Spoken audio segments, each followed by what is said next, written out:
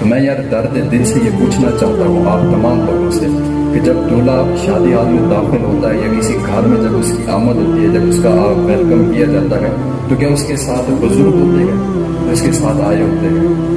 یقیناً سارے نوجوان ہوتے ہیں، اور جو لڑکیاں پھول ہاتھ میں لے کر تھالیاں لے کر کھڑی ہوتی ہیں استقبال کے لیے، کیا وہ پوری تو نہیں ہوتی؟ وہ تو پہلے جناب ہمارا یہ سسٹم ہے کہ شادی 10 دن بعد ہوگی، 10 دن پہلے جناب دولہے کی بہنیں جو ہے ناراض ہے نا میری بات سے، دولہے کی بہنیں 10 دن پہلے جناب تھال کو اٹھا کر کے جناب چمچیاں مار مار کے تھال سارے دن کی کرتی، یہ تو ہماری حالت ہے۔ بجائے اس کے کہ وہاں پر قرآن مجید کی تلاوت ہوتی، وہاں پر نعت خوانی ہوتی ہے جی، نہیں بلکہ کیا ہوتا ہے کہ ایسے عجیب عجیب سی رسومات ہم نے اپنے اوپر مسلط کر لی ہے کہ آج ہماری شادیاں بہت مشکل بن گئی ہے۔ تو جب وہ لڑکیاں تھال اٹھا کر کھڑی ہوتی ہے، وہ تو 2-3 دن پہلے جناب پارلر سے زیارت کر کے آ رہی ہوتی ہے، وہ تو پارلر سے تیار ہو کے آتے ہیں، وہ ایسے تو نہیں نہ کھڑی ہوتی۔ تو ہم نے گناہ کی دعوت ہم نے دی نا، معاشرے کو خراب ہم نے کیا نا، شروعات ہم نے کی، اور پھر جو دولہے کے ساتھ بچے آتے گئے نوجوان، پھر ماشاءاللہ وہ بھی الحمدللہ بڑے زبردست ہوتے گئے، یہ بچے ہنس رہے ہیں بیچ میں۔ وہ اب دیکھیں نا ہمارے بچے جب شادی ہوگی نا جی، جائیں گے جناب یہ جی ہم پتہ نہیں کیا کیا عجیب عجیب سے بڑے سسٹم آ گئے اب جناب، وہ اونچی کر رہے ہیں، ادھر سے گھس رہے ہیں منہ کو، کبھی ادھر سے گھسا رہے ہیں منہ کو، اتنا منہ کو گھساتے اتنا گھساتے جناب اپنی اوریجنل جلد جو ہوتی ہے وہ ختم ہو جاتی ہے، اور لال لال ٹماٹر بن کے آ جاتے ہیں۔ یہ ہماری حالت ہوتی ہے۔ وہ جس کو بولتے ہیں نا اپنی زبان میں ماڈرن زبان میں جناب پپو بچہ بن گیا، تو پھر ان کی حالت یہ ہوتی ہے کہ وہ جناب گاڑیوں کے فیشن ڈیزائن بنوا کے جناب بڑی ٹھاڑ بھاڑ کے ساتھ آئیں گے، اور پھر یہ کمپٹیشن ہوتا ہے ان کا، لڑکیوں کا لڑکوں کا۔ ناراض نے میری بات سے میں بار بار یہ آپ کو بات کر رہا ہوں، یہاں پر آپ نے تربیت لے کر جانی ہے اور کچھ سیکھ کے جانا ہے، تو یہ ان کا مقابلہ ہوتا ہے آپس میں، اور یہ ہماری شادیاں ہو رہی ہیں۔ شادی کن کی ہے، مقابلے کن کے ہو رہے ہیں، اور جناب وہاں پر پتہ نہیں ایک رشتے میں کتنے کتنے رشتے جڑ جاتے ہیں۔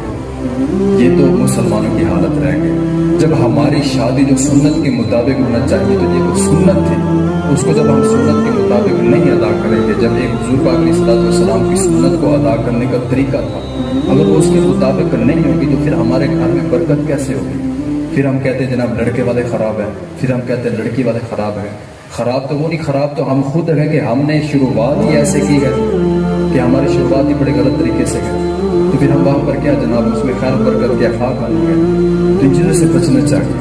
اور آج کل ہماری شادی کے ماحول کچھ ایسے ہیں کہ ایک شادی آپ دیکھنے جائیں نا بھائی، اتنا خرچہ ہوا ہوتا ہے، اتنا خرچہ ہوتا ہے کہ بھائی اگر اس کو آپ تقسیم کریں نا ایک ہلکی پھلکی سی شادی جو سنت کے مطابق، میرے اندازے سے تقریباً 30 سے 40 شادیاں ہو سکتی ہیں۔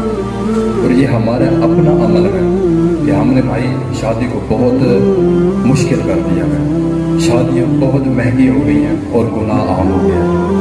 تو یہ گناہ بھی تو ہم نے شروع کیا ہے، سنت کے مطابق شادی کریں۔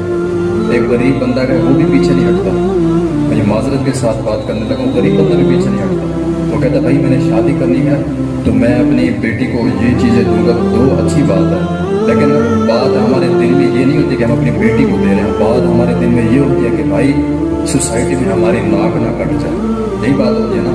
ادھار اٹھا کے شادیاں ہو رہی ہیں، بڑے بڑے شادی ہال بک کروا رہے تھے، فلاں میاں صاحب نے وہ بڑا شادی ہال بک کروایا تھا، میں اس سے بھی بڑا کرواؤں گا، پیسہ جیب میں کچھ نہیں ہے، ادھار اٹھا لینا ہے۔ وجہ کیا ہے کہ جناب میرے خاندان میں، ہمارے محلے میں، ہماری سوسائٹی میں ہماری ناک نہ کٹے، اتنا قرضہ اٹھا لیا۔ پھر جب وہ قرضہ دار گھر پر آ کے دستک دیتا ہے، جب شور مچاتا ہے کہ اس وقت ہماری ناک بچتی ہے، اس وقت ہماری ناک نہیں کٹتی، کٹ تو گئی ہے، قرضہ تو ہم نے لے لیا، پھر شادی کے اس میں خاک، اس میں جناب مزہ آنا یا اس میں برکت خاک آنی ہے، بچے کی طرف سے جناب 2-3 لاکھ 10-10 لاکھ قرضہ اٹھا کے شادیاں ہو رہی ہیں۔ شادی کے 15 دن نہیں گزرے ابھی جناب ان کے ازدواجی زندگی صحیح طریقے سے شروع نہیں ہوتی، قرض دار چڑھ جاتے ہیں اوپر کہ یہ ہمارا قرضہ تھا۔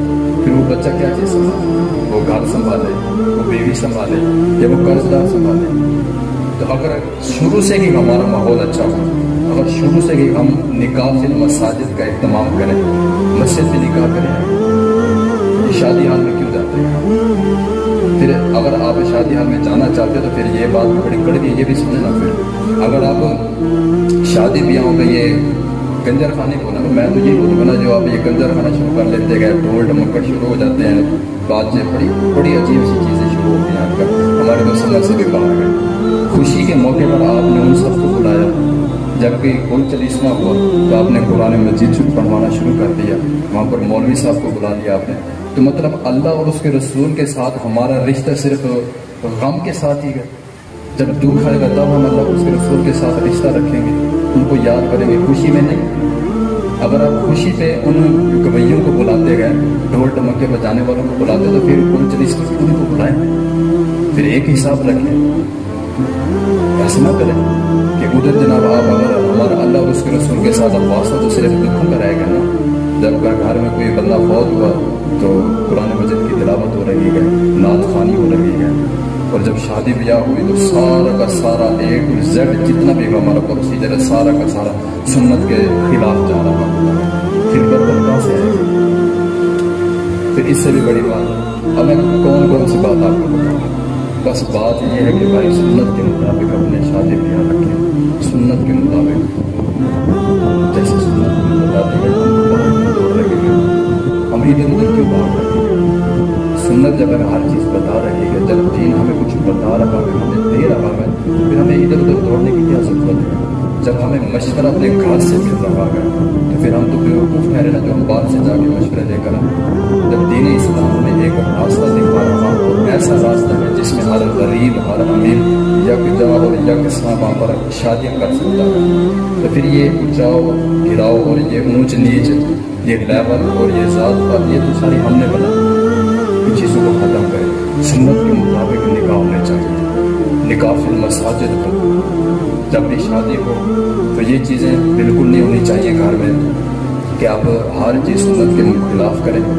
फिर उसके बाद जनाब आपके लिए हमारे घर में बरकत आ जाए, फिर हमारे बच्चे खुश रहें, फिर ये चीज़ें नहीं होती। ये लड़की वालों को भी समझना चाहिए और लड़के वालों को तो ख़ास कर समझना चाहिए।